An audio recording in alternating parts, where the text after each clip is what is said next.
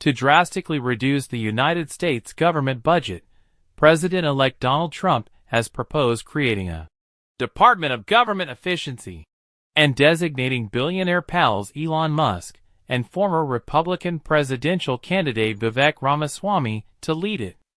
Ramaswamy has said that he intends to fire half of all government employees, while Musk has stated that he will cut 30% of expenditure in the $6 trillion budget.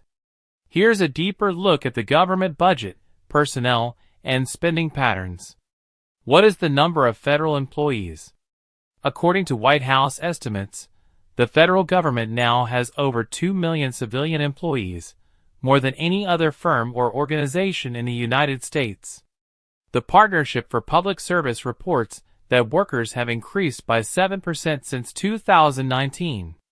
This is due to the employment of engineers and construction workers to manage projects financed by the infrastructure bill for 2022. The government workforce is lower than it has been in many previous times regarding the U.S. population. Federal employees comprise 0.6% of the population, down from 2% in the 1940s to 1% in the 1960s.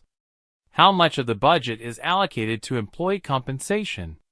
The Congressional Budget Office estimates that in 2022, compensation and benefits for federal employees would cost $271 billion, or only 4.3% of the total budget.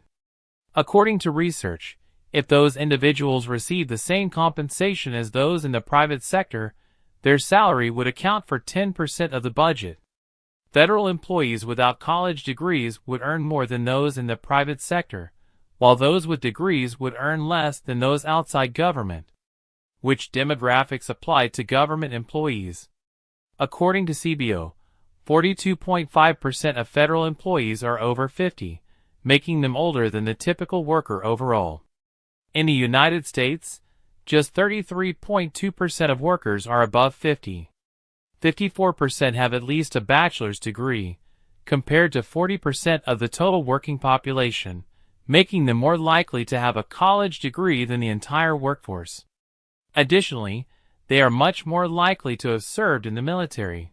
Roughly 30% of government employees are veterans, compared to just 5% of all American workers. What are the government's most expensive agencies?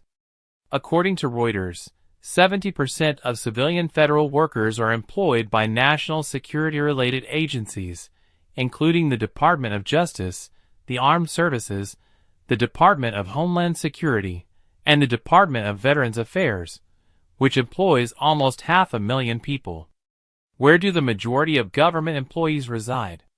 According to Reuters, most government employees live and work nationwide, with just around 20% based in Washington, D.C.